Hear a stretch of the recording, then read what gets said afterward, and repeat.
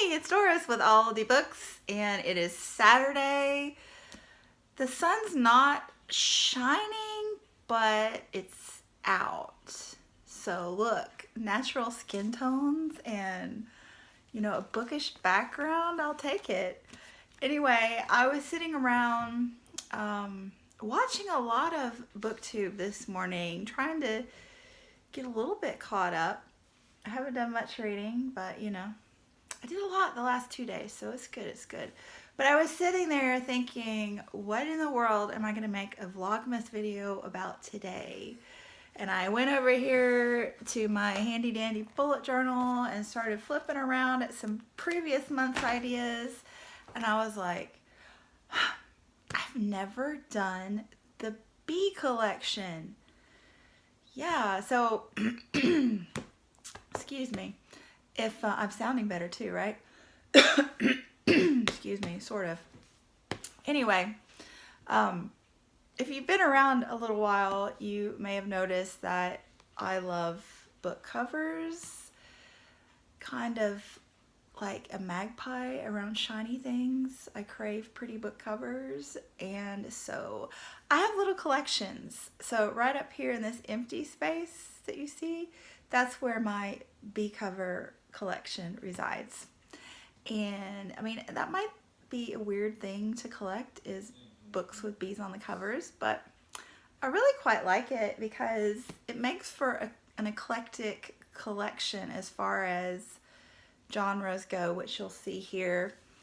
And it leads me to read at times books that I might not gravitate toward naturally, and a lot of times it's pretty cool. Pretty good payout with that. But yeah, anyway, I haven't gotten to sharing the bee collection because I keep thinking that I need to get them read before I show them all to you. But I keep buying more bee books, so it's a perpetual state of not quite ready. So I'm just gonna go for it because hopefully you guys will give me more ideas and I can add more bee books to the stack. So I'm just going to jump right in here. Some of these I read, excuse me, oh my gosh, I'm so rude today. Some of these I read prior to BookTube, so my recollection may not quite be there. But anyway, I'm just going to share because the covers at least are pretty, I think. I love bees. I love bees. So these are just in the order that they were on the shelf. So yeah. The first one I have is The Diving Pool by Yoko Ogawa. This is a short story collection, 3 short stories. I saw this on Jen Campbell's channel. I don't know that she had read it yet, but she had it, and somehow I found out that it had a bee on the cover in this edition, and so I had to have it. I love it. This one was meant to be a little dark and unsettling, but in a very understated Japanese feel to it. So yeah, fun. Then I have, this is a prior to BookTube, Bone Gap by Laura Ruby. This is a YA, and it's contemporary, but not excessively so. It's small town, so it could be at any time, in a small town, more or less. And it has a nice feel of magical realism to it, just a touch. And it centers around a boy who, I forget what it's called, but he has this condition where he cannot remember faces. It's very intriguing the way it's written. So yeah, pretty cool, that one. And then I have The History of Bees by Maja Lund. This is another translated work. This one is translated from the Norwegian. And this one is 3 storylines. So the first one is back in the 1800s, 1852 in England, and talks about this guy who invented a new style of beehive that made it more conducive to keeping bees. The next one was current, 2007 in the US, and it deals with the epidemic that has been going on with bees in recent times with, you know, I forget what they call it, something collapse disorder, but where, you know, just beehives, just the beekeeper goes and the hive will just be gone, all the bees gone. Sad, sad, sad. And then a future timeline in 2098 China, where all the bees are gone, just all of them gone from the world, and how humans have to pollinate themselves. And yeah, it's caused a famine in the world. Yeah, big time. Cool. Okay, and then I have The Beekeeper's Apprentice by Lori R. King. This is a Sherlock Holmes spinoff. So he has taken an apprentice, a girl, I forget her name. But anyway, yeah, just a fun, cozy mystery with a lovely bee cover. Okay, and then Dave Goulson's A Sting in the Tail. Hi, guy. No, I'm busy, man. This one is nonfiction, and the author is a professor. Okay, excuse me. Come on. The author is a professor in the UK, but he buys a farm in France and lets it go fallow so that he can see how the flowers and insects recover when the land is left to go natural. I loved it. I love it so much. And this one is another nonfiction, Humblebee Bumblebee, by Brian L. Griffin. This is just a complete nerd alert. I was just curious about bumblebees and how they lived in their life cycle. So I found that used on Amazon, and there you go.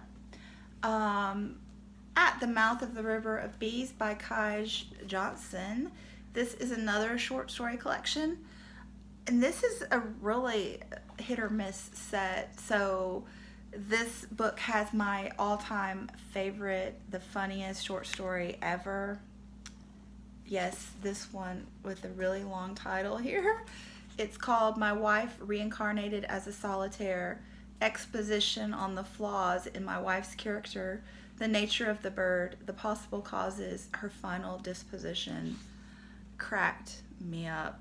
Very dry. If you ever, you know, wonder what my sense of humor is, that just hit me. Oh, look at that great title page there. But it also has the absolute stupidest short story I have ever read. It was, I don't know if I can remember the name of it, but it was this outer space, maybe it was Spar, this outer space capsule with read that first line. You know, I can't even say that publicly, but it was just so stupid. Anyway, then another one I read prior to BookTube was Little Bee by Chris Cleave. And this one I just have a really vague remembrance of. I need to reread it. It was a travel story, but also there was some cheating and some immigration and some racism, and that's all I can tell you. But anyway, cool cover. This one was all the rage when I first got on BookTube. Milk and Honey by Rupi Kaur. And this is all about love, and it's divided into 4 sections: the hurting, the loving, the breaking, and the healing. And to be quite honest, I found a lot of it to be angsty and or melodramatic, which I guess a lot of poetry is, but I just didn't relate. But I feel like the last section I really liked, healing, and I think the breaking I liked pretty well. I think I liked it progressively more as we went through the book. Another one I read quite some time ago, but it is fabulous, is The Secret Life of Bees by Sue Monk Kidd. This is Southern Lit set in South Carolina in 1964. So it's kind of a group of black women living together in some way. So some kind of community, and this little white girl that ends up, Lily Owens, who ends up living with them and learning from them. And it's really beautiful. I think this one has a touch of magical realism as well. And then this one I bought only because it had bees on the cover. I thought that I'd read it before and not liked it, but I wanted to give it a second chance because it had bees on the cover and I coveted it for my collection. I got it, I finally read it, and it turns out I had not read it before, and now it's one of my all-time favorites. Far from the Madding Crowd by Thomas Hardy. I loved it so much. Thank you, bees. Thank you. Great book. Just great. Okay, and then I have 3 more here that I have not read yet. I just got Beekeeper, Rescuing the Stolen Women of Iraq by Dunya Mikhail. This one is pretty contemporary and nonfiction, actually, and it's an actual beekeeper that rescues some of these women that need to be rescued in Iraq. And I'm going to read this Monday. I'm going to start reading it Monday with Patrice, so yay. And I have Himself by Jess Kidd. I actually do not remember anything about the synopsis of this one at all. So there you go, there you go. And this one, I cannot believe I haven't read it yet. But look at that cover. OMG. The Bees by Laline Paul.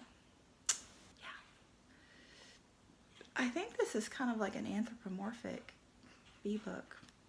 I don't know, but I need to read it. So those are my bee books. And if you have any pretty books with bees on the cover, let me know, because I'm always up for a new bee book to add to my collection. Thanks so much for watching, and I will be back soon. Bye.